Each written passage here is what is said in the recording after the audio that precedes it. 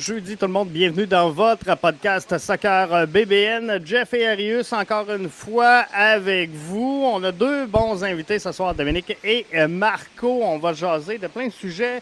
Programme de reconnaissance des clubs, soccer féminin, CF Montréal en PLSQ.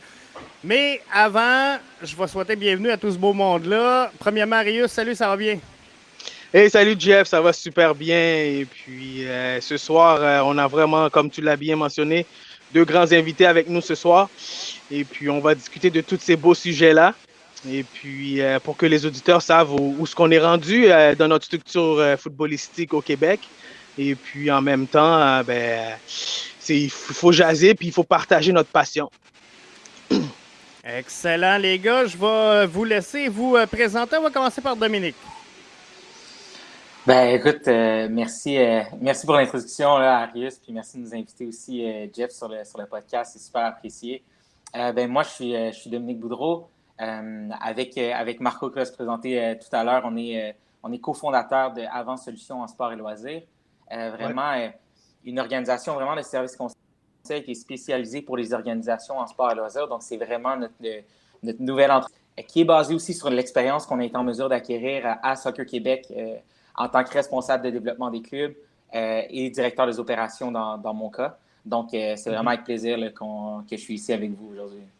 Merci, Marco. Et merci, Dominique. Bienvenue. Hey, salut les gars. Merci beaucoup. Mon nom est Marco Masucci. Pour ceux qui ne me connaissent pas, j'ai plus que 20 ans d'expérience dans le monde de foot canadien aux États-Unis. Ma formation est en économie. Je ne l'ai pas vraiment utilisée jusqu'à présent dans ma vie, mais j'ai eu la chance de compléter, de faire une maîtrise en administration sportive quand j'étais entraîneur aux États-Unis, certifié comme personne ressource, formation des éducateurs auprès de l'Association des entraîneurs du Canada. Et j'ai suivi plusieurs licences ici au Québec au niveau du centre entraîneur ou de directeur technique.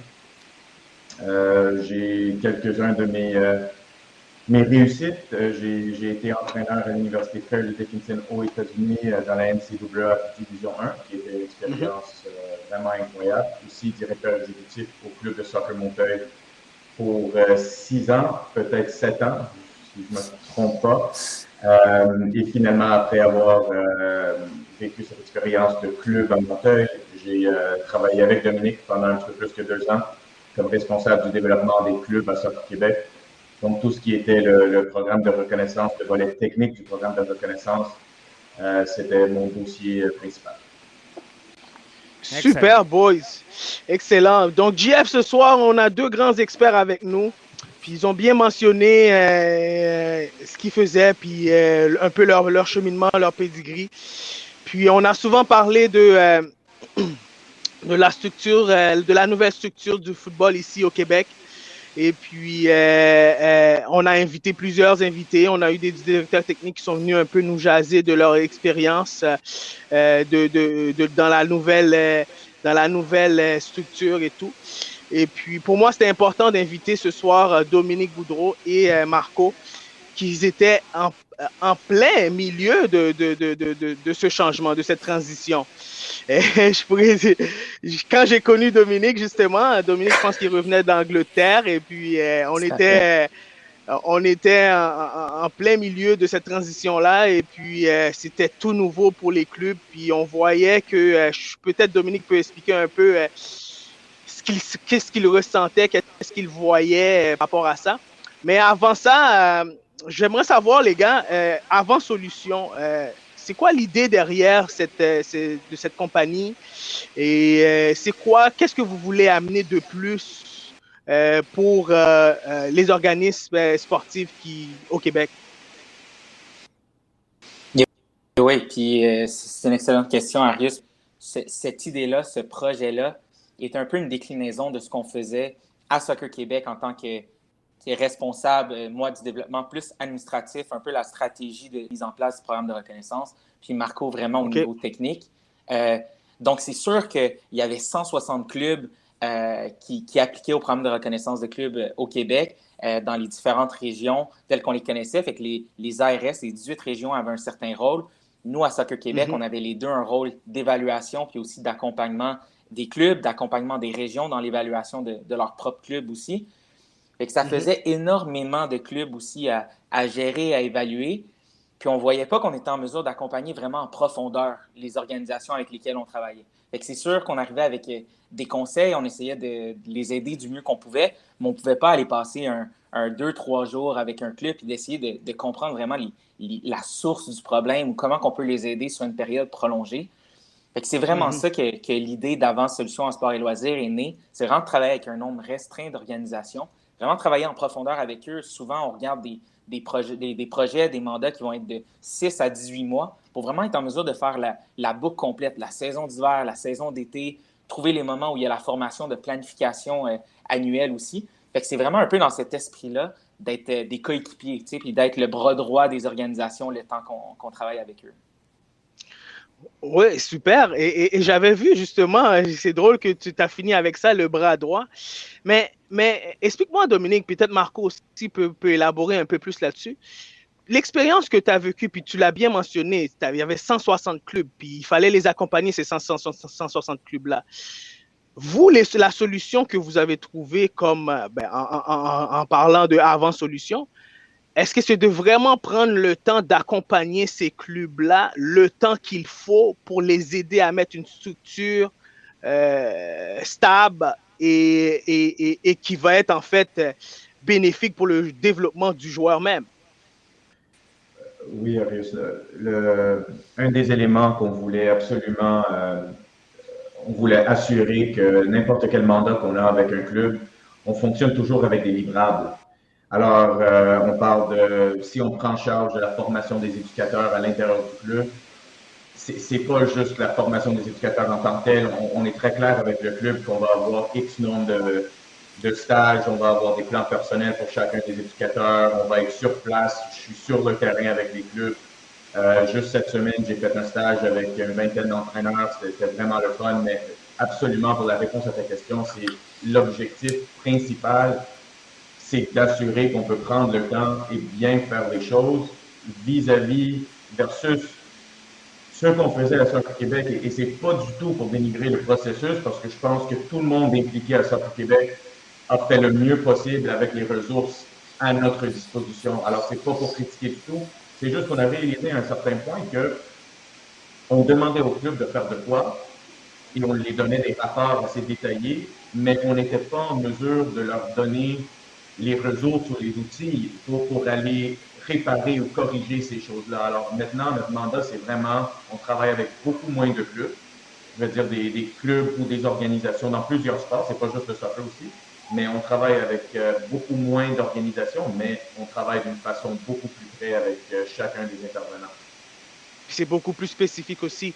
Tu as amené un bon point, Marco, en disant que c'est pas pour dénigrer le programme de reconnaissance et tout par rapport, mais le temps que vous avez passé, toi et Dominique, en essayant de mettre sur pied ce programme-là, puis en essayant de convaincre les administrateurs, les techniciens que ce programme-là doit être mis sur pied, puis doit être un élément important dans la nouvelle structure de développement de soccer au Québec. On sait que la Coupe du Monde s'en vient très bientôt au camp, et puis on sait que le Canada, Soccer Canada, en fait, voulait qu'il y ait un changement d'ici 2026 dans tout son milieu footballistique.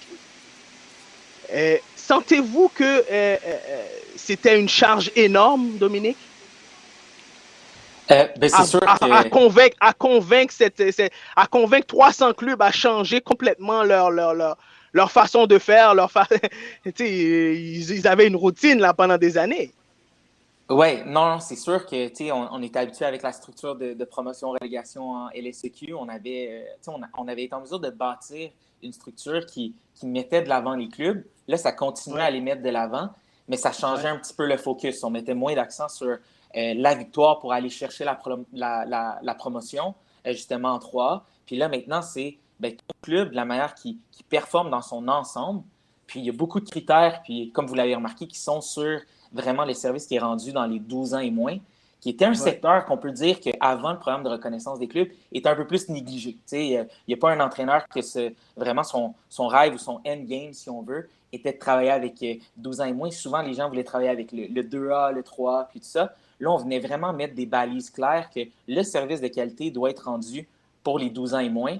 Sinon, il n'y aura pas d'accès dans les réseaux de compétition provinciaux pour les catégories juvéniles. Fait que ça a quand même été assez clair. Je pense que ça a été un changement positif.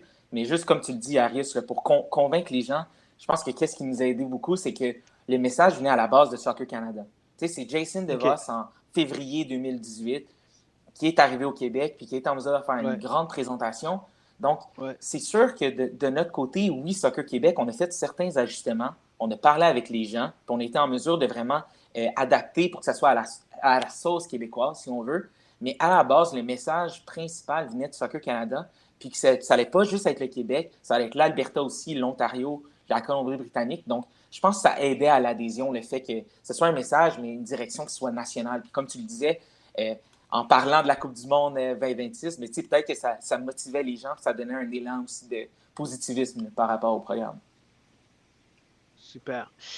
Et puis, Marco, et toi qui es arrivé là dans ce programme-là, Dominique était là déjà en avant pour mettre un peu sur pied la structure administrative et tout. Comme technicien, tu as eu beaucoup d'expérience dans les clubs. Tu as coaché à tous les niveaux. Puis ça, je pense que c'est Dominique l'a amené ce point-là. Puis ça, on l'a remarqué, ça faisait longtemps au Québec que le développement était négligé à bas âge parce que nos meilleurs entraîneurs se retrouvent justement dans le 2A, U13, Espoir et 3A et tout le tralala. Mais quand Soccer Canada est arrivé avec cette nouvelle structure, est-ce que le message lancé au club était différent de ce que Soccer Québec essayait de mettre sur pied comme structure? Je vais dire oui, un petit peu. Une chose que j'ai appris, parce que j'étais comme tout le monde en disant, au Québec, des fois, il y a d'autres provinces qui sont plus avancées ou quoi que ce soit, mais en regardant... Excuse-moi, Marco, je ne sais pas si tu peux mettre... je ne sais pas si tu l'entends bien, Marco, ton son un petit peu plus haut. Oui, je t'entends bien. Oui, tu entends bien? OK, parfait, excuse-moi. C'est correct? OK. Oui, c'est correct, parfait. Non, c'était au départ, en rentrant à Soccer Québec et quand j'étais dans des clubs, on parle souvent l'Ontario, Colombie-Britannique en étant avancé ou plus développé que le Québec et on est toujours en arrière des autres. En travaillant à Soccer Québec, je dois avouer que j'ai réalisé que notre structure, notre niveau d'engagement envers la formation des éducateurs, envers vraiment la présence de Soccer Québec, elle est quand même beaucoup plus présente que dans les autres provinces.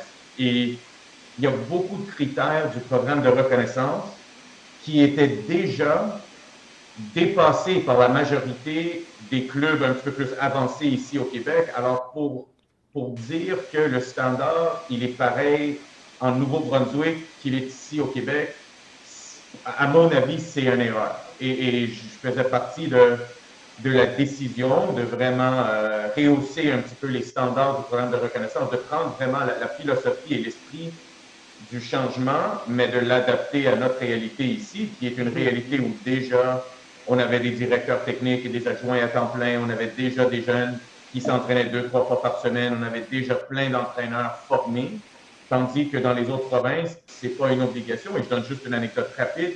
Le moment que la licence enfant est sortie, c'est Mike Vitulano à Soccer Québec, immédiatement, c'était OK, parfait, ça devient un prérequis pour être dans la ligue, pour être dirigeant d'une catégorie 12 ans et moins, ou la licence juvénile, ça devient un prérequis pour entraîner en PLSJQ.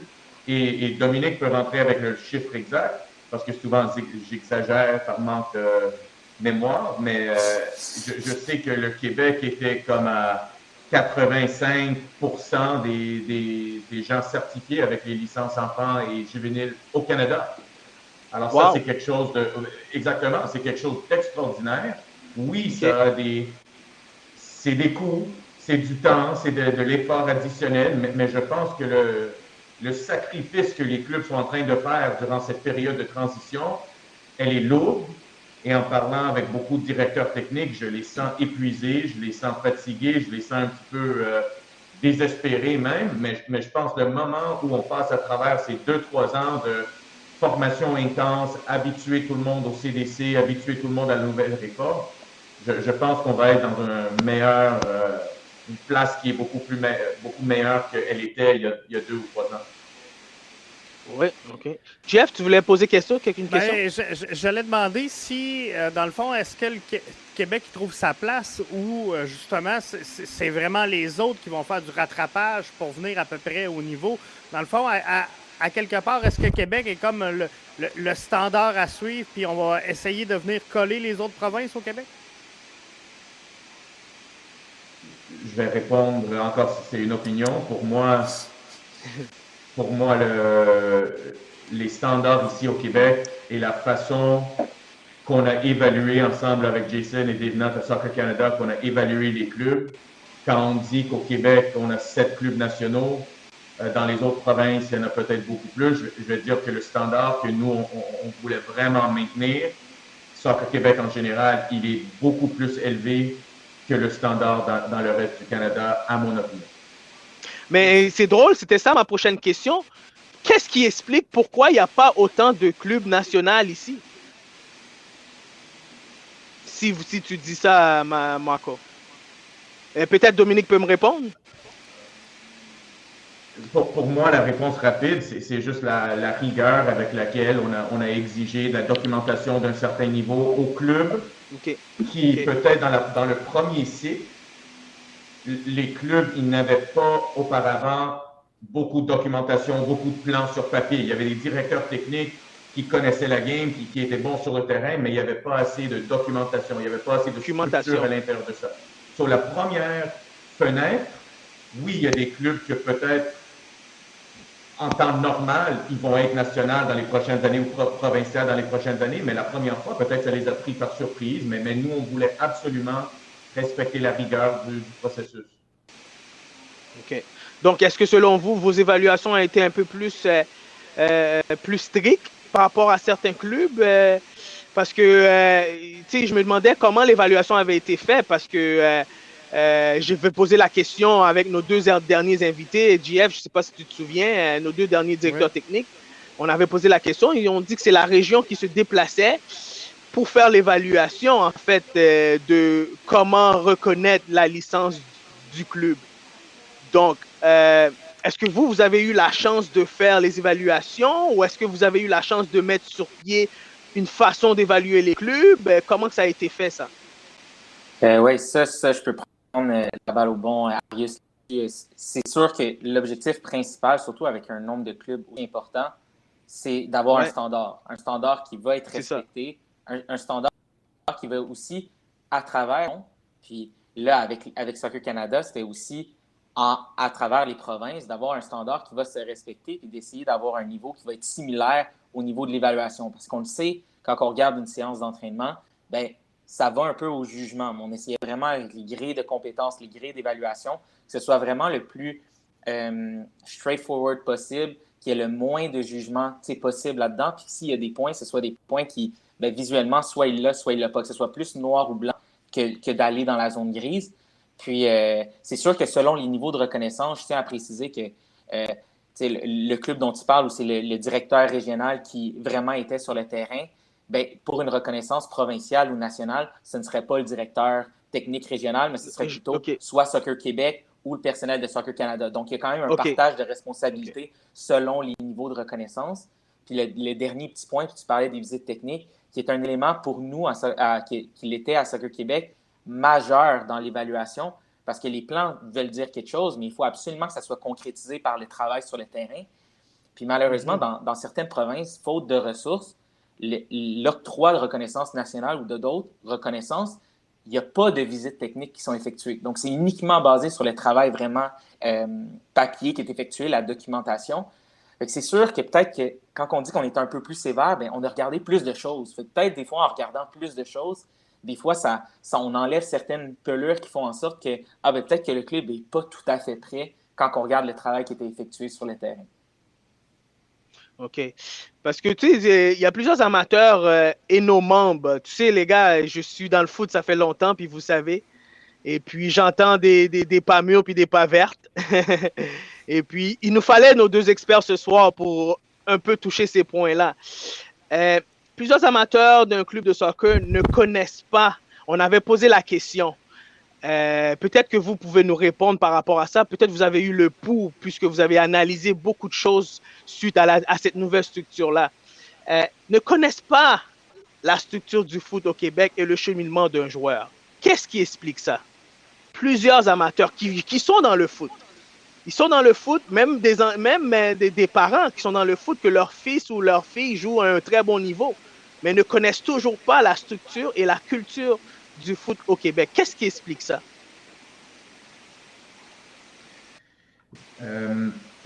La communication à travers, mais à un moment donné, c'était 200 000, maintenant c'est peut-être 190 ou 180, je ne suis pas certain.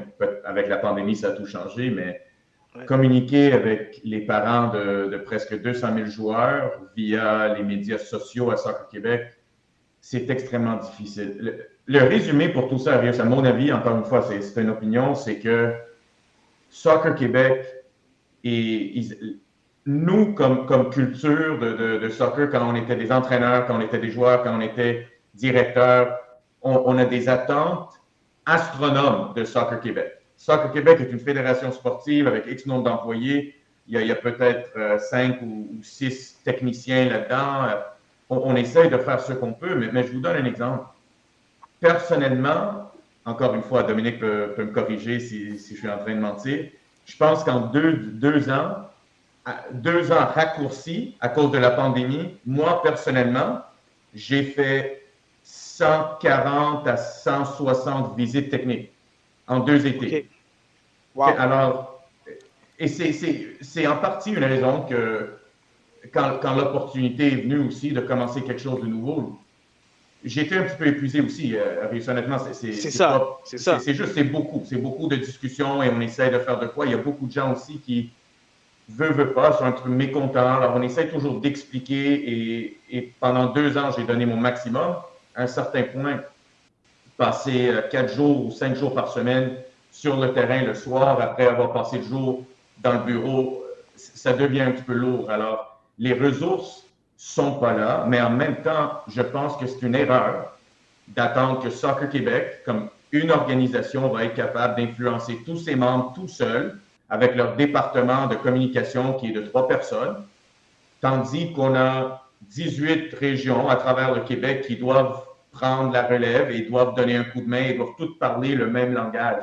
Et c'est là où je pense qu'il y a une division entre Soccer Québec qui veut amener une philosophie, les régions qui ont leur propre philosophie, ensuite les clubs qui ont leur propre philosophie. Alors le parent qui est quelque part dans un club, à Laval ou à West Island ou quoi que ce soit, ils sont dans un club, c'est qui leur dit leur juste? Est-ce que c'est l'entraîneur qui dit n'importe quoi? Est-ce que c'est l'entraîneur qui dit « Ah, va pas aux équipes du Québec, c'est mieux si tu restes ici, viens faire notre match la fin de semaine, c'est pas nécessaire de jouer l'universitaire. » Toutes ces questions-là, c'est plein de gens avec des intérêts complètement différents qui sont en train de parler à tout le monde. Et à la fin, la philosophie de Soccer Québec, elle est là. Je faisais partie du groupe, on a redéfini le parcours du joueur. Il est clair, il est sur le site de Soccer Québec, mais combien de clubs sont en train d'utiliser ce document-là quand c'est le moment de faire la réunion avec les parents et dire là, c'est ça le parcours, on va l'appuyer. À 13 ans, si tu es vraiment bon, tu t'en vas à l'Impact. Peu importe si je veux gagner des matchs à U14 ou non, tu t'en vas à l'Impact parce que c'est ce qui est meilleur pour toi. Rendu à 17 ans, si je peux t'envoyer aux États-Unis, je t'envoie aux États-Unis pour jouer dans le NCAA parce que c'est ce qui est mieux pour le jeune. C'est ça la culture qui doit changer ici au Québec d'une façon drastique, à mon avis. Merci, Marco. Puis, dis-moi, les gars, vous avez parlé d'épuisement, vous avez parlé le manque de ressources. Aujourd'hui, je suis d'accord avec toi, Marco, il y a beaucoup de clubs au Québec qui sont très avancés au niveau des techniciens, au niveau de infrastructures. Je suis d'accord avec toi que nos programmes sont très avancés. Par exemple, le programme de sport-études, je pense qu'il est unique dans le pays. Donc, c'est un très beau programme qui est mis sur pied et tout. Mais pourquoi les clubs, selon vous, ont encore beaucoup de difficultés à mettre en place une structure de développement bénéfique pour leurs joueurs et constante dans leur développement? Parce que là, vous avez vu que vous avez sûrement, avant de décider de mettre sur pied cet organisme, avant Solutions en sport et loisirs, vous avez sûrement dû analyser le grand pouls du problème à travers les clubs. Donc, si tu veux commencer, je peux enchaîner après. Oui, mais c'est sûr qu'on voyait quand même au fur et à mesure des évaluations, au fur et à mesure de rencontrer les clubs, on voyait certains éléments qui étaient communs. Puis que ce soit au niveau des fois financier, puis je pense que là, la COVID a quand même exposé beaucoup de lacunes des fois dans la planification aussi. Que ce soit au niveau des réserves financières, puis tout ça. Donc, il y a quand même plusieurs éléments qu'on a remarqués qui, le travail sur le terrain, c'est pas ça qui était le plus grand problème. À mon avis, s'il y avait la transition, oui, vers le centre de développement de club, vers un niveau de service qui allait être différent, mais pour la majorité des clubs, c'était de redistribuer les ressources, s'assurer que le service soit rendu, mais d'une façon différente. Mais moi, je pense que c'était pas mal plus dans les bureaux, à la table des membres du conseil d'administration, quand les décisions sont prises, d'être en mesure de planifier un petit peu à plus long terme que juste éteindre les feux puis d'essayer de regarder très, très court terme.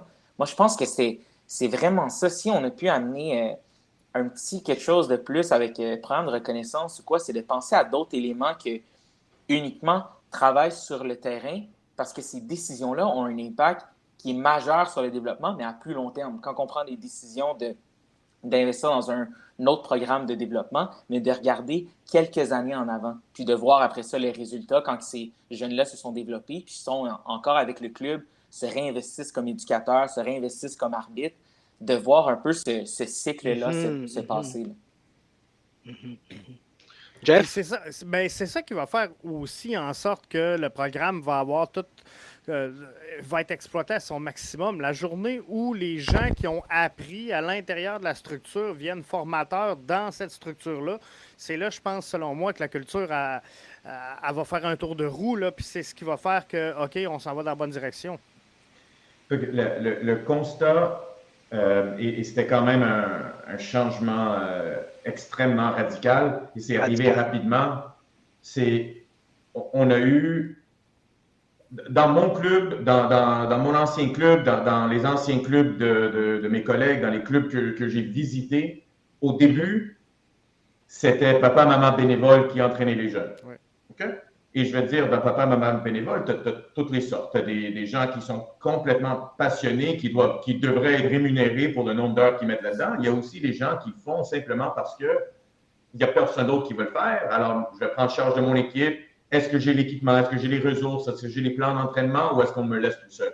Ça, c'était numéro 1. Après qu'on a commencé à exiger des formations de base, même si c'est juste un S1 et tu sais, Arius, ça prend une demi-journée et tu peux t'endormir pendant le cours si tu veux. Mais il y a des gens qui, ça leur tente pas de faire la formation et même si le standard est tellement bas, là, on a commencé à dire, les clubs ont commencé à dire, OK, ça va être difficile de convaincre papa, maman bénévole de s'investir dans le club s'il n'y a pas d'équipe formelle. Alors maintenant, tu n'es pas en train de coacher l'équipe de ton jeune, tu es en train de travailler et développer un groupe d'âge au complet. Alors là, déjà, ça diminue.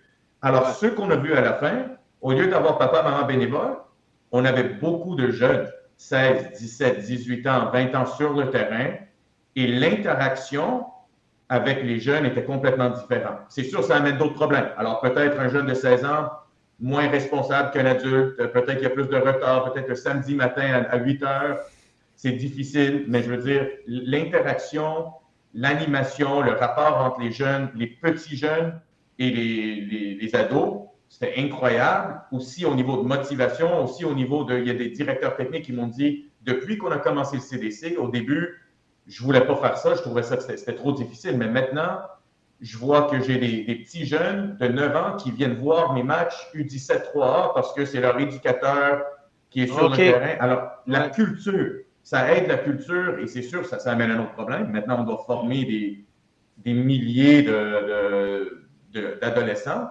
mais c'est quand même un virage dans la bonne direction. On est en train d'aller chercher du nouveau monde, des nouveaux éducateurs. On est en train de plus se structurer. Mais je suis d'accord avec tout ce que Dominique a dit. Ce n'est pas une réponse simple, mais chaque club avait des forces et des faiblesses. Mais sur le terrain, la chose que j'ai vue le plus flagrant pour moi, c'est, et tu le sais, un directeur technique, il a son plan annuel, c'est parfait. Le 1er janvier, on est prêt à conquérir le monde. On est prêt à aller devenir le meilleur club au monde. Rendu le 6 janvier, il y a des parents qui commencent à envoyer des courriels, il y a des plaintes, il y a une équipe qui n'a pas de coach. On est sur le terrain 7 fois par semaine, on va prendre une équipe 3. Alors, on se fait tout le temps amener dans d'autres directions. Alors, le plan à long terme, ça n'existe pas. Même si sur papier, ça existe, on n'est pas capable de prendre le temps de dire c'est quoi nos objectifs à court terme, à moyen terme? Est-ce qu'on est dans le bon chemin pour aller cocher toutes ces boîtes-là? Et c'est là où on a réalisé avec l'entreprise, c'est les gens ont besoin la formation des éducateurs parce que c'est quelque chose qui est très difficile à faire d'une façon régulière à l'intérieur d'un club. Ils ont besoin de l'accompagnement au niveau de la gouvernance avec un CA qui est composé de bénévoles, qu'ils ont besoin d'une ligne directrice, ils ont besoin d'établir des objectifs avec l'administration, avec le budget. C'est toutes des choses qui sont toujours repoussées et ce que nous, on a dit, on est capable de vous aider avec tout ça et vous pouvez vous occuper de ce que vous aimez faire le plus et les priorités à l'intérieur de votre club. Et on va travailler avec vous pour assurer qu'on a vraiment un travail de 360 degrés. On disait que les directeurs techniques étaient beaucoup débordés et puis que c'était pas toujours facile parce qu'il y en avait énormément à apprendre. Est-ce qu'il manque un niveau de leadership dans la structure entre le directeur technique et vraiment là, les entraîneurs des clubs pour venir faire le pont un peu entre le plan du 1er janvier, justement, et ce qui va se passer sur le terrain? Oui, et c'est un petit peu là où on vous entrez en scène. Oui, c'est ça. C'est un petit peu là où avant les solutions rentrent en scène.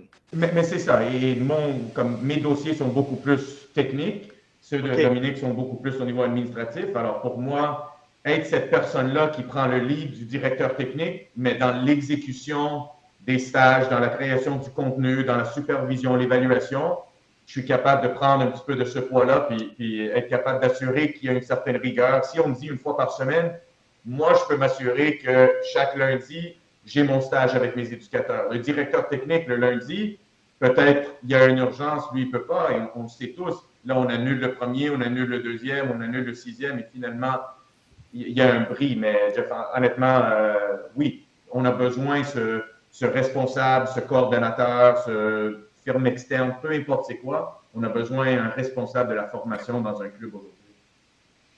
Mais c'est drôle que tu parles de ça, Marco, parce que comme expérience, je pense que tu le sais. Puis les parents, les entraîneurs, souvent, on leur donne le sac de ballon au début de l'année et puis ils ramènent le sac de ballon à la fin de l'année. Puis le directeur technique n'a jamais vu une séance de l'entraîneur. Euh, les parents sont mécontents parce que leurs enfants n'ont pas joué assez. Certains parents sont mécontents parce que leurs enfants n'ont pas joué assez. L'entraîneur, lui, il dit ça, c'est mon équipe parce que c'est moi qui l'ai depuis 5 ans, 6 ans, 7 ans, 8 ans. Est-ce que dans le programme de reconnaissance, tout ça a été vu, tout ça a été touché, tout ça a été discuté, Dominique? Oui, définitivement. C'était un élément majeur de tout ce qui était la discussion dans le service des 12 ans et moins. On voulait changer le service qui était fait pour les entraînements, le contexte d'entraînement. Fait que là, tous les entraînements sont accessibles. Il n'y a pas de sélection à 12 ans puis ni dans les catégories inférieures. Tout le monde a accès aux entraînements s'il le souhaite, peu importe les habiletés du moment du jeune. On le sait qu'à travers un été aussi, il peut très progresser puis être parmi les meilleurs de sa catégorie à la fin de l'été. Donc ça, le contexte d'entraînement, c'était vraiment l'accessibilité, vraiment le point majeur. Puis ensuite, dans le contexte de match, ce qui était intéressant, c'est qu'au fur et à mesure de la saison, il y avait la possibilité de former les groupes D1, D2 qui restent vraiment fermés, qu'il ne peut pas y avoir de mouvement durant l'été. Donc, ça permettait à un jeune qui, justement, soit était blessé, soit faisait autre chose, mais s'est vraiment développé au cours de la saison, mais pouvait intégrer un autre groupe qui allait être encore plus un défi pour lui lors des matchs, qui allait vraiment avoir une compétition qui était plus stable, plus correcte pour lui. Donc, c'est sûr que ces changements-là, un peu de nouvelle structure, mais c'est sans cacher qu'avec cette nouvelle structure-là, il y a quand même de la gestion additionnelle pour le club, de savoir les changements de groupe, mettre un jeune d'une équipe en début d'année, puis après ça, 4 semaines plus tard, le changer de groupe. C'est sûr, comme tu l'as mentionné, avec les parents, des fois, moi, j'étais habitué de jouer à ce terrain-là à tel moment, puis j'étais habitué d'être avec mes 2 amis avec qui je fais le covoiturage. Bien là, il y a quand même d'autres problèmes logistiques qui se posaient. Mais je pense que pour la majorité des gens, puis la majorité des régions aussi ont été en mesure de s'ajuster, c'est d'avoir un lieu unique pour les matchs. Fait que ça faisait en sorte que même s'il y avait un joueur changeait de groupe au fur et à mesure de la saison, bien, son horaire n'allait pas vraiment changer. Le lieu de son match n'allait pas changer non plus. Donc, il y a quand même eu des belles solutions qui ont été trouvées. Mais à chaque fois qu'il y a beaucoup de positifs, on ne peut pas se cacher qu'il y a toujours certains défis là, qui restent. Certains défis, oui, c'est ça. C'est ça, définitivement. Et les gars, avant qu'on passe à un autre sujet dans notre soirée, selon vous, y a-t-il une différence entre des gens de qualité versus des gens de qualifiés dans une société organisée? C'est une question. Bonne question, hein? Question piège, par exemple.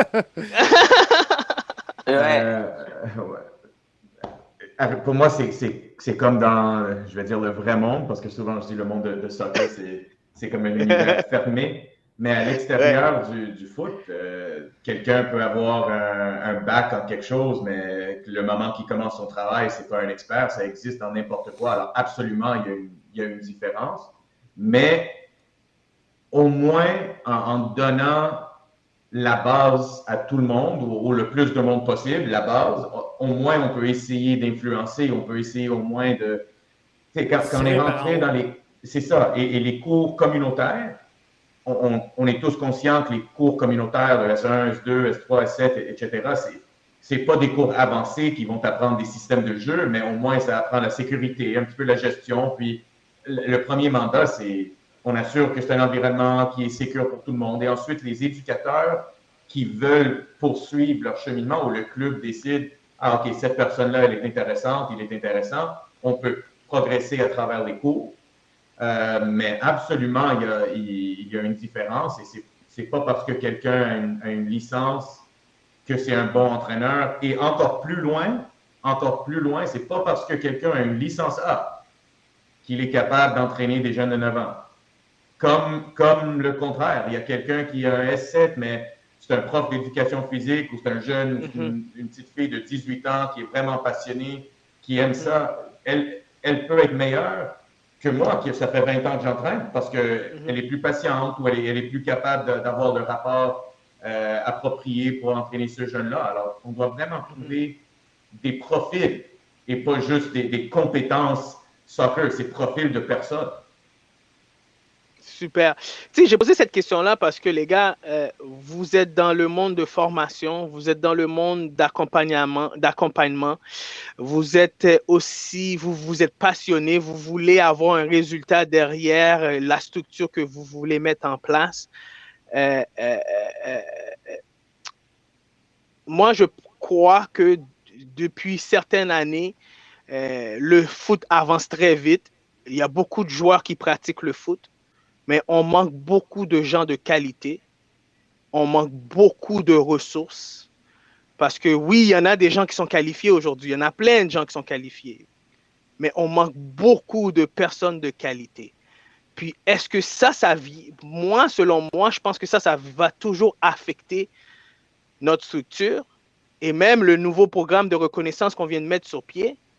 La transition va prendre, selon moi, ça va prendre un bon 10 ans là, avant que ça soit bien mis sur pied. Donc, la réalité, nous, ici dans l'Est du Québec, JF peut en témoigner, elle est complètement différente que la réalité de Québec et la réalité de Montréal. Comment...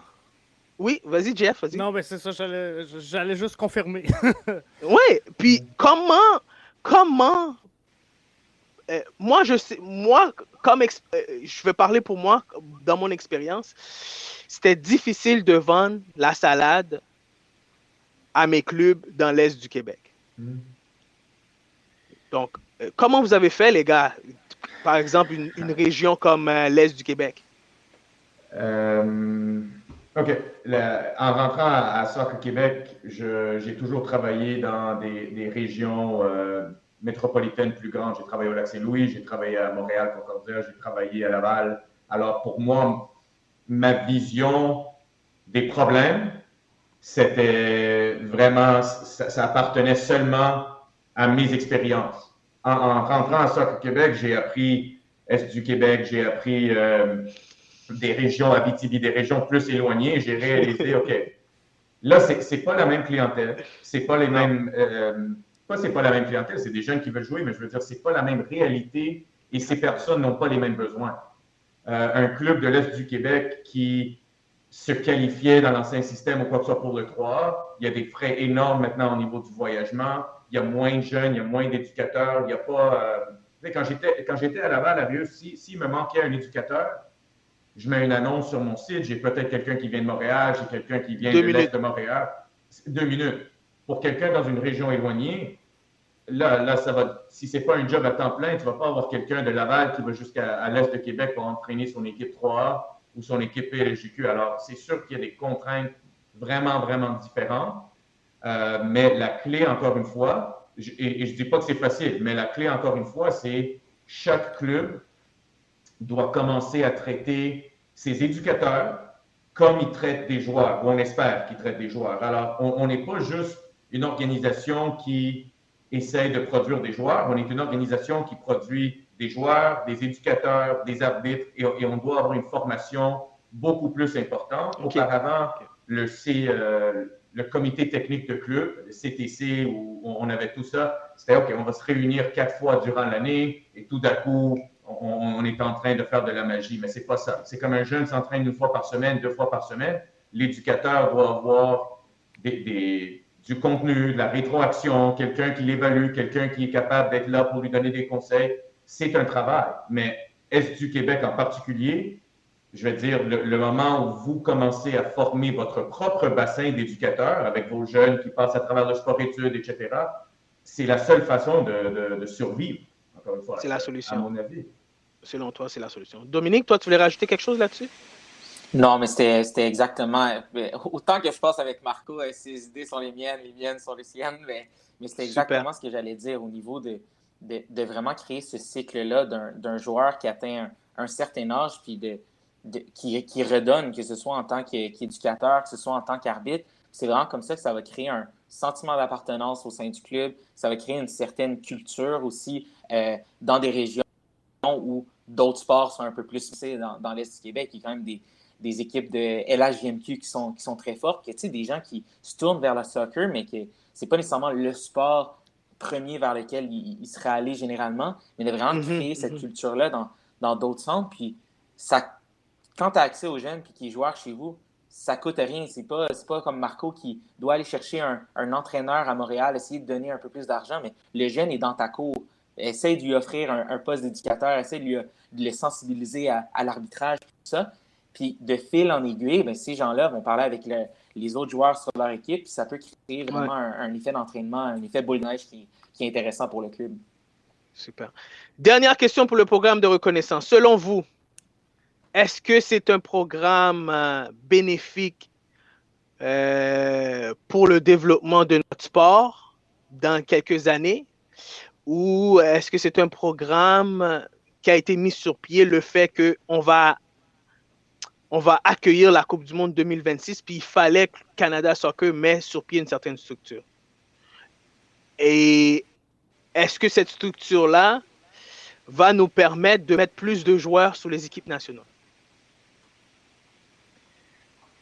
La raison d'être du programme, et comme toi, j'ai entendu plein de raisons, jamais été confirmée par contre.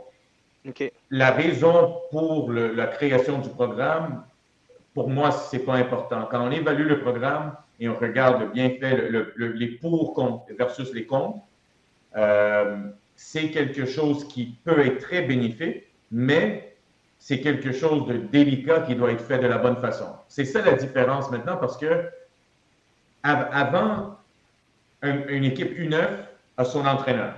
Alors, moi, je suis parent, j'inscris mon jeune à un club à Rimouski, par exemple, et j'ai un entraîneur exceptionnel à U9. J'adore mon expérience, je m'améliore, je reste dans le soccer toute ma vie parce que j'ai eu cette belle expérience-là. Mon voisin, mon meilleur ami, peut-être un petit peu moins bon que moi, un petit peu, vraiment à la limite. Lui, il joue dans le D2. Son coach, c'est quelqu'un qui n'est pas du tout intéressé. Les entraînements sont plates.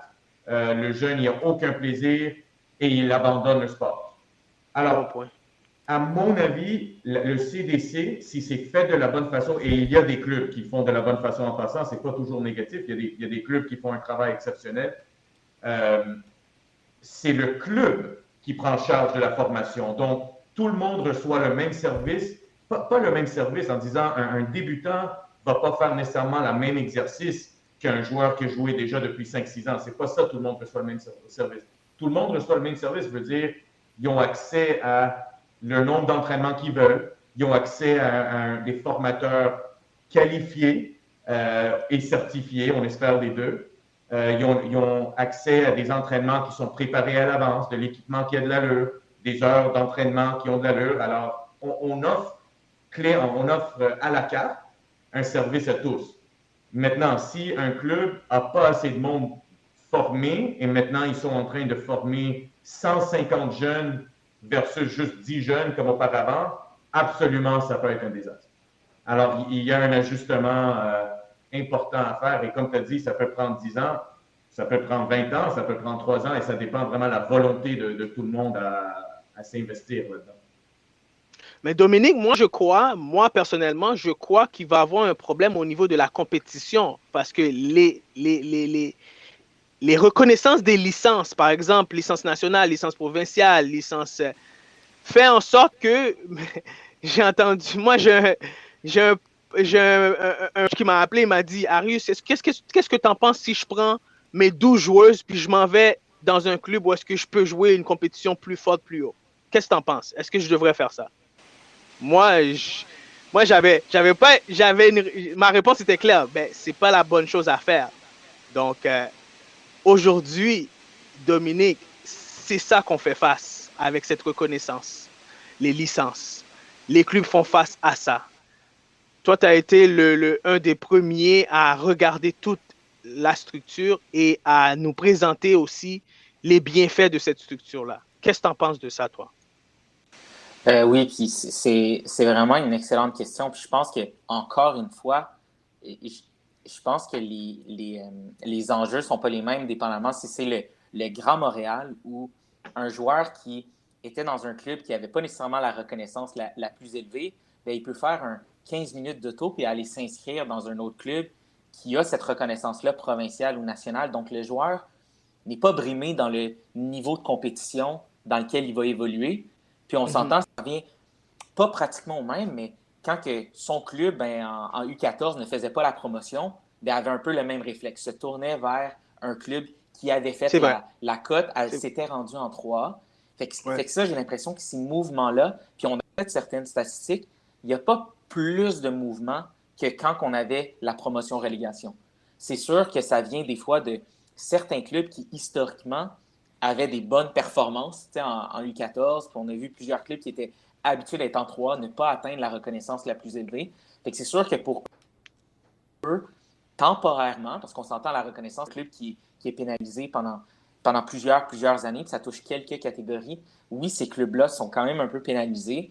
Puis oui, on s'attend à ce que les meilleurs joueurs jouent dans les meilleures compétitions. Ça, c'est sûr. Puis Soccer Québec, comment ils se sont positionnés, c'est que à 13-14 ans, on veut que les meilleurs joueurs soient soit dans un club provincial ou un club national, puis à partir de 15 ans, que les meilleurs joueurs se retrouvent dans les clubs nationaux. Ça a vraiment été ça le souhait, pour encore une fois que ce soit meilleur contre meilleur, puis que les compétitions soient significatives. Donc, c'est vraiment ça, mais quand puis on reprend, disons, l'exemple d'un joueur de Rimouski qui est en 15 ans, qui à chaque année avait l'opportunité dans la Ligue Québec Métro d'atteindre le niveau 3. Et là, maintenant, si son club ne le fait pas, ben là, il doit se rendre à Québec, il doit se rendre à un autre endroit. Donc, ça peut être extrêmement difficile pour les régions qui sont un petit peu plus éloignées. Il y a quand même une correction qui a été faite. La région Est du Québec va pouvoir, en tant que région, participer dans le niveau provincial au même titre que les clubs provinciaux. Donc, on essaye tranquillement de rendre ça plus accessible, puis que les régions plus éloignées, on le sait qu'il y a un bassin qui est intéressant, de pouvoir évoluer dans les niveaux de compétition qui sont appropriés pour eux. Parce qu'on l'a vu, Rimouski, à un certain point en Québec Métro, ben, ils jouaient contre les deuxièmes équipes de clubs nationaux puis de clubs provinciaux. Ben, ça finissait qu'ils étaient de loin supérieurs puis avaient besoin de ce petit extra-là au niveau de la compétition aussi. Définitivement, je suis d'accord avec toi. Et puis je pense que c'est une des. Je pense que JF peut témoigner. Il a son garçon maintenant, aujourd'hui, qui était en sport-études avec nous, puis qui a dû. Qui doit voyager 2-3 fois par semaine pour aller jouer en PLFQ avec Beauport. Donc, on s'entend, papa est toujours sur la route. Explique-nous un peu, là, Jeff. Ben oui, c'est ça. Mon garçon joue, dans le fond, jouait 3A ici à Rivière-du-Loup.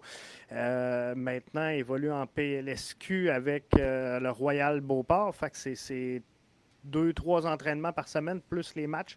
Fait du voyagement. Mais on n'a pas le choix, c'est la réalité. C'est la réalité. Donc, le joueur, s'il veut atteindre un niveau, ben, c'est le sacrifice qu'il doit faire. Écoute, les gars, on a touché pas mal tous les points. Super. Merci beaucoup. Et écoute, les prochains points, moi, là, qui est le plus important, ben, qui était un des points importants aussi que je voulais discuter avec vous. Marco, toi, tu as coaché souvent les filles au soccer. Je voulais parler un peu du soccer féminin au Québec. Comment ça va en ce moment, le soccer féminin au Québec? Comment ça va? Le soccer féminin au Québec en ce moment, il y a eu beaucoup de changements à travers les dernières années. Maintenant, avec le CNHP en permanence. Le programme Excel? C'est ça, le programme Excel en permanence où ils ont pris des joueuses d'un certain niveau qui ont vraiment un potentiel d'aller au prochain niveau et ils sont pris en charge par l'équipe technique à Soccer Québec. Je pense que c'est une très, très bonne chose. Pas parce que les clubs ne sont pas capables de le faire, parce que mon vécu, c'est que les filles ou les gars qui étaient en CNHP ou même en sport-études, Darius, Mais la différence au CNHP, c'est que tu as toute la province, tu as tous les clubs à avoir un contact, un certain rapport avec. Les jeunes, ils se font 5 entraînements par semaine d'un certain niveau avec les top des top joueurs de la province. Ensuite, ils s'en vont au club. Des fois, moi, je vais te dire honnêtement, mais les joueurs CNHP ne s'entraînaient pas pendant l'hiver, par exemple. Ils étaient en repos, mais c'est pas tout le monde qui fait ça. C'est pas tout le monde qui croit au CNHP. Et encore une fois, on revient comme on a dit avant. C'est un problème. C'est un problème de communication, de philosophie, etc. Alors maintenant que c'est en permanence, au moins pour la sécurité des jeunes et pour protéger, éviter les blessures et tout ça, je pense que c'est une bonne chose. Avoir un encadrement de qualité, avec Julie, avec Rudy qui est là, et c'est une façon de faire. C'est pas Julie qui demande une chose et le coach du club demande complètement le contraire. Alors le jeune déjà à 15 ans, 14 ans, c'est plein de confusion. Alors il y a des très bonnes choses. Un point, malheureusement, avec le sport-études et le CNHP en général, c'est que les jeunes vont devoir prendre un choix important, choix d'école. Aussi, à 14 ou 15 ans, potentiellement, une jeune fille de Rimouski va devoir déménager à Laval pour faire partie de ce programme-là. Et on dit, OK, à 14 ans, s'ils veulent vraiment... Et c'est ça que j'ai entendu souvent, et c'est ça ma reproche un petit peu envers l'élite ici au Québec, dans n'importe quel sport, c'est « Ah, mais si le jeune veut vraiment, il va faire ces sacrifices-là. » Il y a une différence entre faire des sacrifices à 17 ans et faire des sacrifices à 13 ans quand ils sont... 13 ans, 14 ans, 15 ans, définitivement, je suis d'accord avec toi. À 13 ans, il y a encore des jeunes qui jouent au soccer parce que c'est plaisir, leur ami est là et le jeune, il est un petit peu doué, donc c'est un joueur dominant, mais il y a une différence entre sa performance sur le terrain versus son intérêt pour devenir pro un jour ou équipe nationale un jour. Et je l'ai vécu avec les filles que j'ai coachées dans le club. Je vais dire les filles juste parce que, heureusement ou malheureusement, j'avais beaucoup plus de contact avec l'équipe nationale du côté féminin parce qu'on a une participation beaucoup plus haute. Beaucoup de filles rendues à 15 ans, c'est « Ah, j'ai eu une invitation pour l'équipe nationale. C'est le fun, mais c'est pas... Mon rêve, c'est d'être sur l'équipe nationale. Je travaille à 100 000 à l'heure à chaque entraînement pour me rendre là. C'est comme un petit peu par défaut. Là, la fille doit changer d'école, changer d'environnement. C'est 5 entraînements par semaine d'une façon sérieuse.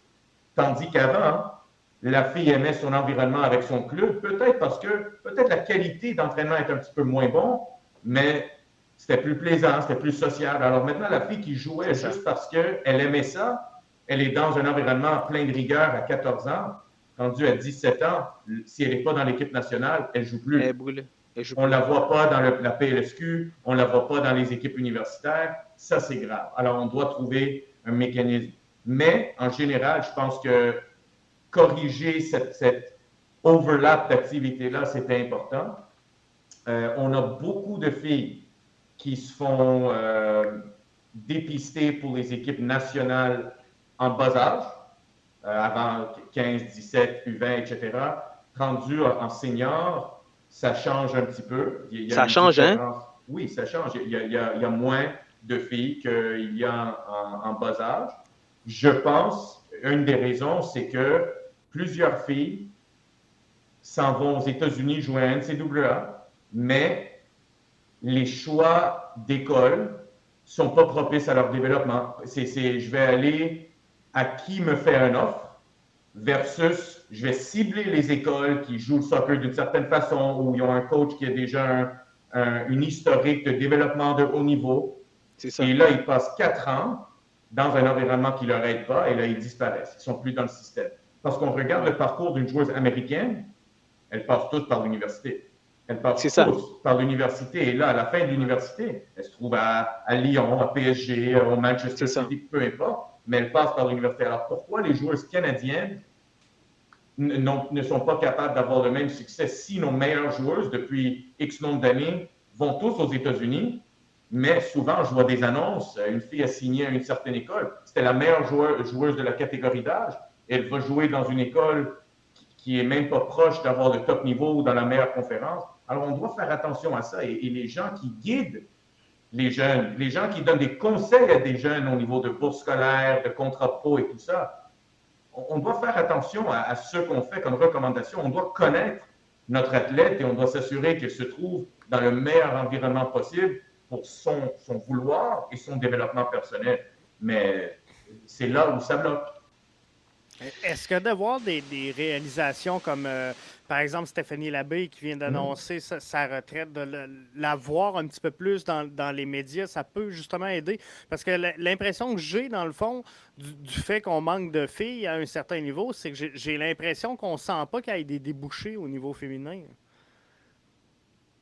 Au niveau professionnel, Jeff? Oui, exactement. Au niveau professionnel, les portes d'entrée en Europe sont beaucoup plus ouvertes. Aujourd'hui, une des anciennes joueuses de Lakeshore, elle a signé à FC Metz. C'est ça, Latifa. J'ai eu la malchance d'entraîner contre elle pendant quelques années. J'ai eu la chance de la prendre à Monteuil dans l'équipe LSQ aussi pendant une année. C'est une joueuse de très, en tout cas, dominante comme attaquante. Elle se trouve à Metz aujourd'hui. Un petit peu à cause de Jess Silva qui est là aussi et connaît bien les Québécois. Alors, c'est notre avantage d'avoir vraiment des entraîneurs à l'étranger. Exactement. Au moins, ça ouvre la porte pour les Québécois. Mais je te dis, il y a 3 ans, j'ai fait un showcase quand j'étais à Monteuil. J'avais 35 entraîneurs présents. Ces 35 entraîneurs-là, ils étaient là un petit peu parce que c'était des amis que je connaissais quand je travaillais là-bas. Et à la fin du 3 jours, je vous garantis, les gars, c'était juste un club. C'était juste Monteuil avec quelques clubs invités.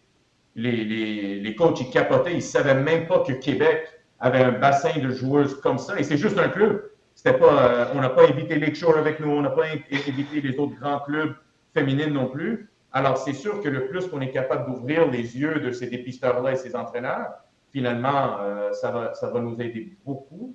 Mais au niveau professionnel, là, je suis comme tu l'as dit, Arius, je suis un des entraîneurs le plus pour le soccer féminin. J'adore mes expériences avec mes équipes féminines. J'essaie d'aider mes joueuses. J'ai des équipes, on fait des réunions à chaque année.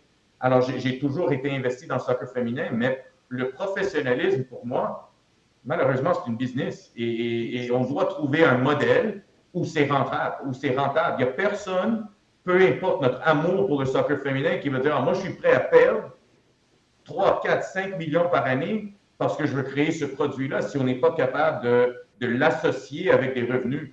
Et ça, je rentre un petit peu dans l'expertise de Dominique, mais c'est essentiel d'avoir une structure stable, rentable, ou au moins qui ne perd pas trop d'argent à chaque année pour commencer à bâtir de quoi. Mais ça a toujours été l'obstacle, même chez les gars.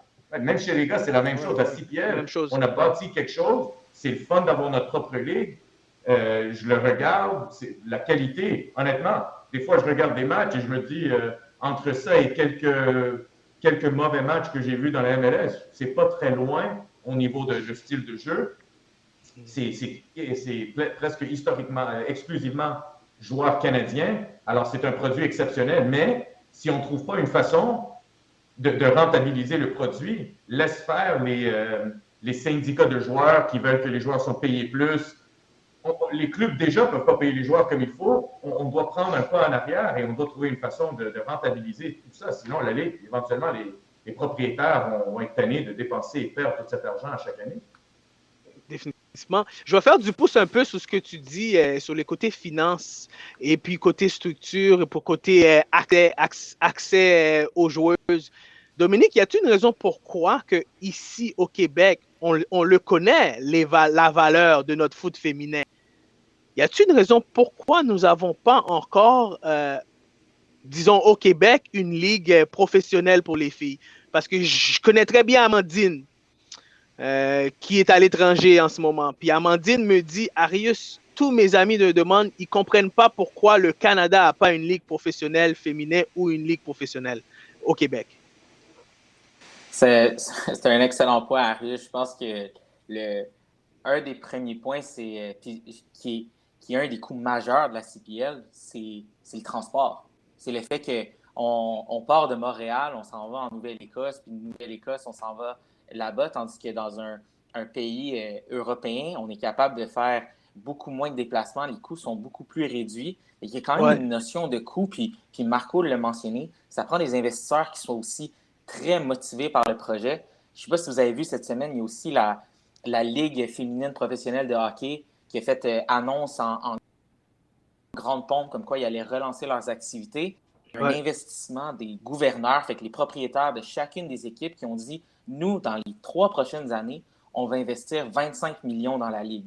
Mais Wow. si on n'a pas cette motivation-là des propriétaires, ça va être difficile d'y arriver et d'avoir quelque chose qui va être stable et viable dans les prochaines années. Puis souvent, on a vu le modèle en Europe que c'est associé avec l'équipe professionnelle qui est masculine, d'investir dans l'équipe féminine. Puis j'ai fait quelques recherches sachant qu'on allait discuter de ça. Bien, juste les 6 équipes canadiennes qui sont dans la Ligue professionnelle, il y en a 2 qui sont liées à une équipe de la Ligue nationale de hockey qui, on le sait, sont d'une valeur de centaines de millions, les franchises. Dans la NWSL, il y en a seulement une poignée sur les 12 équipes qui sont liées à une équipe masculine de la MLS. Puis là, la CPL, je ne pense pas qu'on peut leur demander d'aller dans ce sens-là pour l'instant. Ils ont de la misère à être profitables. On s'entend, c'est le lancement de la Ligue, mais d'être profitable, il y a encore quelques années avant de l'être. Puis après ça, est-ce que dans leur priorité, ce sera une équipe féminine versus peut-être avoir une académie, d'avoir vraiment une équipe peut-être U19, une équipe U21 ou d'avoir vraiment des équipes plus jeunes dans l'académie. Donc, ça sera de voir un peu quelles vont être les priorités de CPL s'ils décident d'annexer ça. Puis, avec CFM, puis peut-être que ça va être un autre point, on a vu l'annonce comme quoi leur équipe réserve allait participer dans la PLSQ. D'après moi, c'est sûr qu'il y a une notion de coût financier aussi. De coût financier à aussi. la place de participer dans MLS Next Pro, comme 100% des autres clubs MLS vont participer soit en 2022, soit 2023, CFM, c'est le seul club qui ne s'est pas encore engagé. Donc, sans être une flèche, mais c'est sûr qu'il y a une notion financière. Fait que si leur équipe réserve ne joue pas dans le meilleur niveau disponible, bien, je verrais mal comment ils investiraient dans une équipe féminine. Donc, ça prend peut-être de l'aide extérieure ou quelqu'un qui est extrêmement motivé par le projet, qui serait externe, indépendant à ces clubs-là professionnels qu'on connaît. Là. Parce que présentement, Dominique, on ne peut pas vraiment demander, comme tu le disais, à la CPL de se doter, si on veut, d'un volet féminin.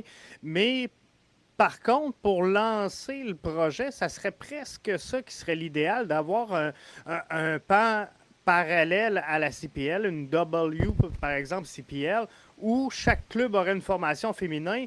Et là, on pourrait partager les voyages en ayant le même horaire, les mêmes stades. Donc, des matchs back-à-back, les garçons, par exemple, et les filles qui jouent tout de suite après. Bref, on voyage sur le même avion. Ça pourrait faciliter les coûts là, à quelque part. Oui, c'est sûr. Puis sinon, d'essayer de régionaliser, que ce soit par conférence ou des fois certains affrontements soient faits de moins fréquents à l'autre bout du Canada. Je suis sûr qu'il y a plusieurs gens là, qui font les calculs savants pour essayer d'arriver avec la meilleure formule possible pour limiter les coûts, avoir le plus de compétition qui soit significative. Mais tu as raison, Jeff. Là, c'est sûr qu'il y a possibilité de profiter des mêmes infrastructures, de profiter des mêmes transports. Mais à la fin, il doit y avoir quand même des raisons financières en arrière pour que ce soit payer les femmes qui vont jouer dans cette ligue-là. Puis est-ce qu'eux vont plus valoriser cette ligue-là que d'autres, à savoir ça va être quoi le profil des joueurs qui intégreraient cette ligue-là canadienne. Mais c'est sûr que ce serait super, super pour le Québec parce que, vous le dites, on a le bassin, puis ils doivent justement aller ailleurs pour continuer à se développer. Mais ce serait le fun de continuer à les voir évoluer au Québec sans 6 heures de décalage ou 3 heures de décalage. C'est ça. Dernière question sur le soccer féminin, Marco, puis je vais prendre Evelyne Viens comme exemple. Qu'est-ce qui explique une fille comme Evelyne Viens? Parce que tout à l'heure, tu me parlais de CNHP, tu me parlais des filles qui doivent quitter la maison pour aller dans un environnement plus élevé, mieux encadré, des entraînements qualité.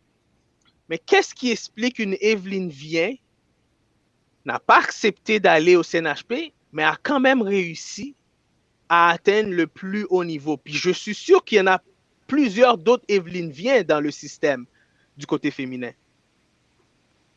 Oui, Evelyne ne voulait pas à cause de En tout cas, je ne vais pas parler pour Evelyne, mais il y a eu le déplacement en jeune âge, comme on a dit avant, de partir de Québec et aller jusqu'à Laval. C'est quelque chose qu'à son âge, elle ne voulait pas le faire. Pour moi, il y a rien qui dit qu'une fille ou un gars qui n'a pas participé au plus haut niveau à 14 ans et 15 ans ne sont pas capables d'être vus et remarqués et de se démarquer un petit peu à 17, 18 ans. Je ne pense pas que c'est impossible du tout.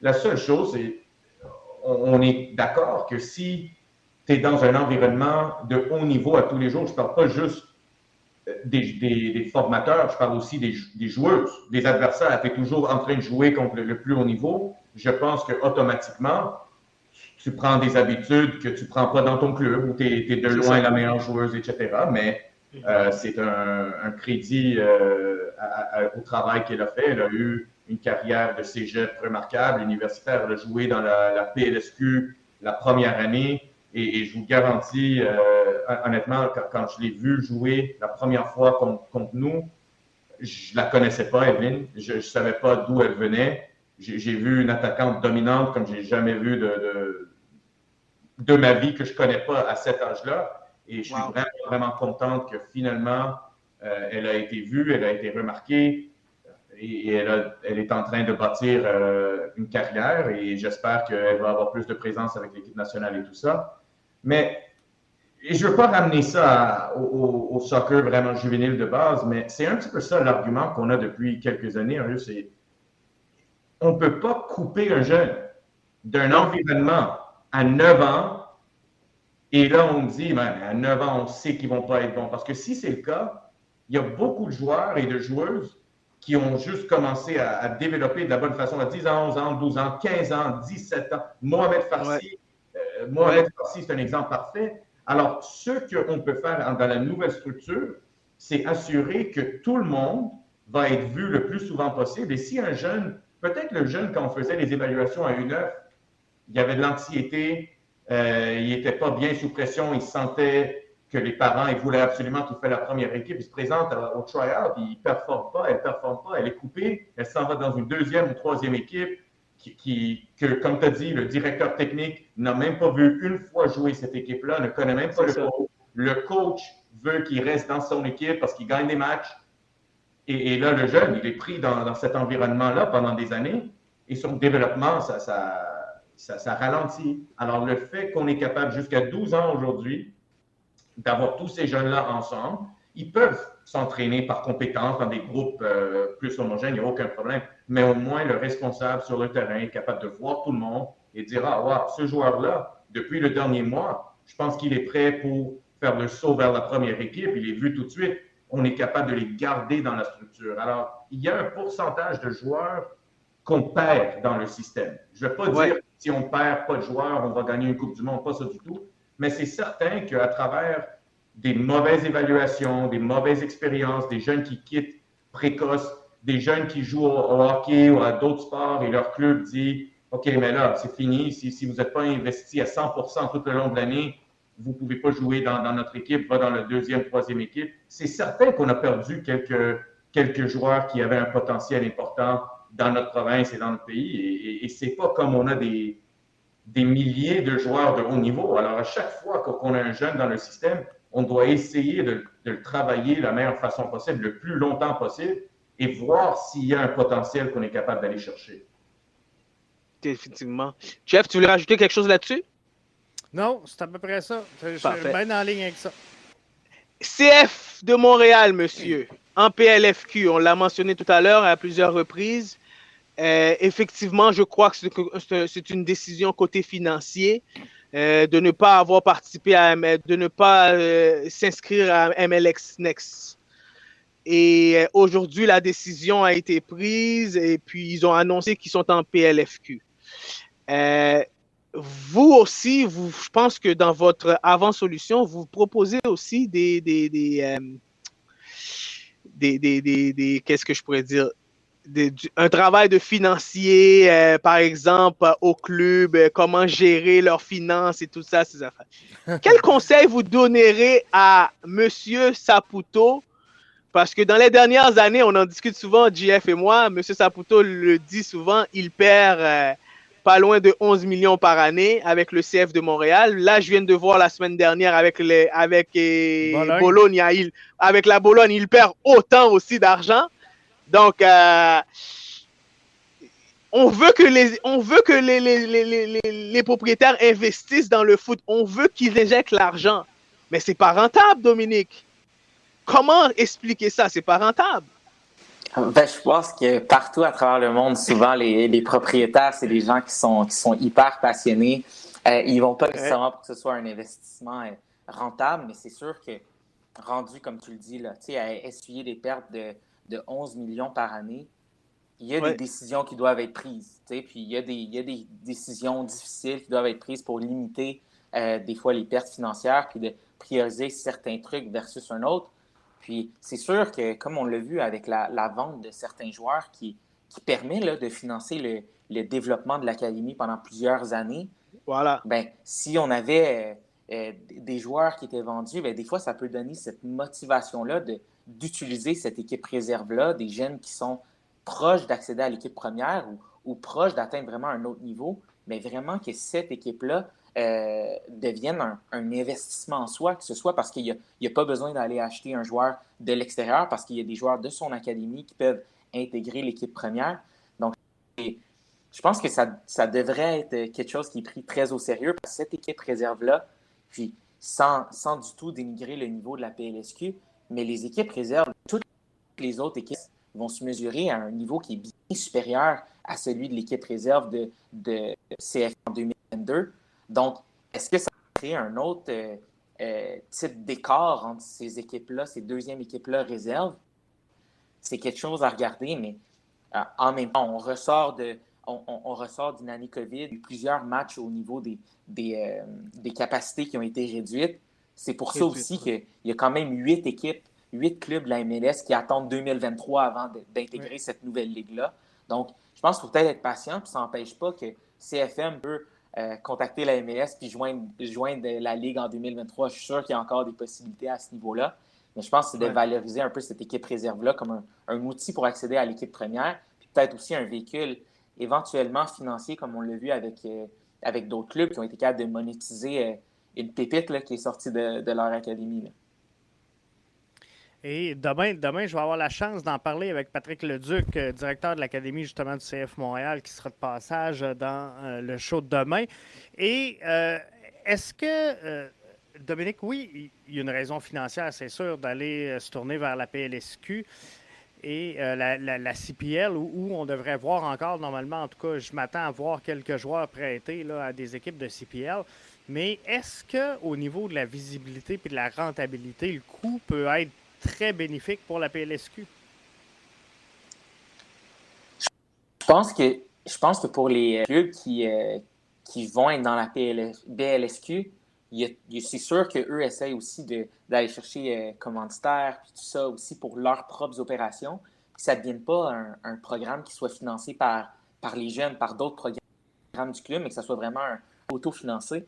Fait que je suis convaincu que ça a des effets positifs puis que quand l'équipe de Montréal, l'équipe réserve de Montréal va arriver jouer contre PLSQ à Beauport, je suis sûr que ça peut attirer des gens et avoir un effet positif sur vraiment le nombre de gens qui vont se présenter. Fait que oui, je pense qu'on peut quand même se réjouir d'une certaine façon de voir cette équipe-là réserve de l'Impact de Montréal vraiment plus proche de chez nous. Ça, c'est sûr. Peut-être certains clubs vont pouvoir augmenter leur coût de billetterie. C'est à voir, ouais. C'est à voir, ouais, définitivement. Les gars, c'est déjà un bon 1h20, on est ensemble. Et puis, on a fait le tour de toute notre actualité. Et puis, sérieux, je vous remercie beaucoup de votre générosité. Et puis, les gars, une des raisons premières pourquoi je voulais vous inviter, parce que je crois que vous êtes des gens passionnés et qui ont des bonnes intentions pour le développement de notre sport. Et puis, les auditeurs qui nous écoutent ce soir, je vous dis tout de suite et les clubs, les directeurs techniques aussi qui nous écoutent ce soir, vous avez deux personnes professionnelles expérimentés qui peuvent vous donner un gros coup de main quand ça vient aux ressources pour le développement de vos jeunes et, et de votre club. Et moi, personnellement, j'étais dans le système, les gars, vous le savez tous. Et puis aujourd'hui, j'ai une académie privée. Et puis, je crois fortement que des gens comme vous peuvent faire une différence dans notre système et dans notre structure footballistique. Et puis, j'espère de plus en plus voir beaucoup de gens privés comme nous atteindre ce niveau-là, puis en même temps trouver le juste milieu pour aider les clubs. Je pense que Soccer Québec a intérêt aussi d'avoir des gens comme vous et puis des académies privées aussi qui sont professionnelles puis que des gens qui sont qualifiés. Parce que tout à l'heure, ma question de qualité versus des gens qualifiés, je pense qu'aujourd'hui, on a beaucoup plus de gens de qualité que de gens qualifiés. Donc, les gars, continuez votre bon travail. Et puis, nous, à BBN Media, nous, notre objectif, c'est de cultiver les gens par rapport au footballistique et puis les faire connaître aussi des gens qui sont très impliqués dans le foot à travers le Québec. Donc, des gens comme vous. On a eu plusieurs d'autres invités aussi. Puis, je pense que Jeff, quand il a mis ce projet sur pied de podcast, c'était dans le but justement de partager cette passion-là et que le Québec soit au courant de ce qui se passe à travers la province et puis qu'on est un sport aussi important que le hockey. Qu'en pensez-vous? En terminant, si je suis un club que je suis à l'écoute, Avantage Solutions Loisirs peut aider finalement dans plusieurs facettes, soit de gestion, de planification, comme on disait, pour transporter ça sur le terrain. Fait que je vous donne, les gars, la dernière minute pour un peu là, expliquer. J'ai mis le lien en bas, mais comment on vous rejoint? Ben oui, ben c'est sûr. Puis merci de l'avoir mis à l'écran. C'est sûr qu'on a un site web là, qui expose vraiment la gamme un peu de services avec lesquels on peut aider. Ça, c'est vraiment pour donner un peu un aperçu des compétences qu'on a. On sait que chacune des organisations est assez unique, a des problèmes aussi qui sont souvent spécifiques. Ah, ben moi, dans mon club, il y a telle situation qui se passe, c'est vraiment cet élément-là que je veux corriger. Ça, c'est sûr qu'on est capable d'avoir des équipes qui sont un peu plus sur mesure. Le but de trouver un peu l'enjeu puis d'essayer de décortiquer ça ensemble et de travailler ensemble là-dessus. Mm-hmm. Donc, à toutes les organisations qui écoutent, on est vraiment là pour être un bras droit. Comme je l'ai dit, là, on est des coéquipiers. Oui, c'est sûr, c'est du service conseil. On est théoriquement des consultants, mais on a fait partie de la structure. On connaît un peu la réalité. On sait que c'est un domaine d'activité qui est assez unique, qui est vraiment plein de passionnés. Fait qu'on vient de ce milieu-là, puis on veut vraiment amener un peu cette expérience-là de terrain qu'on a amenée pour aider les organisations. Super. Marco, tu veux rajouter quelque chose? Mais oui, honnêtement, j'aimerais vous féliciter parce que c'est quand même, je vous suis et je vois le travail que vous devez mettre dans chaque émission. Vous avez plusieurs émissions, puis on a besoin beaucoup plus de médias qui sont en train de couvrir, honnêtement, pas juste le soccer, tous les sports professionnels ici au Québec. Alors, merci de nous avoir reçus, mais en même temps, merci d'essayer de mettre vers l'avant ce développement de notre culture footballistique ici au Québec et je vous souhaite vraiment bonne chance. Et pour nous, c'était un plaisir d'échanger avec vous. Merci beaucoup, Marco. Jeff? C'est parce que je suis allé visiter le site d'Ava Solutions Loisirs. Je voulais juste mentionner que, parce qu'on parlait beaucoup que c'était pour les clubs, mais ça peut être aussi pour l'organisation et la planification de tournois, hein, même si on n'est pas nécessairement un club. Ouais. Ça se peut? Oui, c'est ça, tout à fait. Ouais, c'est sûr que ça touche, quand on parle de tournois, il y a beaucoup d'aspects planification, il y a l'aspect financier aussi. Il y a plusieurs organisations qui, des fois, dépendent d'un événement comme ça pour renflouer les coffres ou à tout le moins réduire un peu la facture des fois des prix d'inscription qui sont donnés pour certains programmes. Fait que des fois, ça peut être une avenue à regarder et d'essayer de trouver le meilleur moment dans l'année aussi pour tenir un événement de la sorte, c'est sûr. Tu voulais rajouter quelque chose, Marco, je crois? Non, c'était juste pour pour dire que oui, absolument, c'est pas juste des clubs, c'est n'importe quelle organisation où il y a un personnel à former au niveau technique ou administratif, s'ils ont besoin de soutien financier, soutien au niveau de la gouvernance, ça peut être, on a parlé avec des municipalités, on va peut-être entrer en discussion avec d'autres organisations à l'intérieur des municipalités. Des ligues qui sont déjà organisées, des ligues privées ou des ligues qui sont dans une structure aussi. Alors, on est prêt à donner un coup de main et si on n'est pas capable de le faire, on va être honnête et on ne va pas le faire, mais si on est capable d'offrir de quoi, ça nous fait plaisir d'être capable de bonifier un produit qui existe déjà. Ça fait le tour, Arius? Ça fait le tour. Ça fait le tour, Jeff. Et puis, Marco Masucci et Dominique Boudreau ce soir avec nous, les gars. Un gros merci encore. Et puis, Jeff, un gros merci pour toute la planification. Et puis, on se retrouve une autre fois, les gars. Et puis, n'hésitez pas, lâchez-nous un coup de fil si vous avez besoin de quoi que ce soit. Et puis, on est toujours là pour partager nos connaissances et pour continuer notre développement dans le foot et le sport.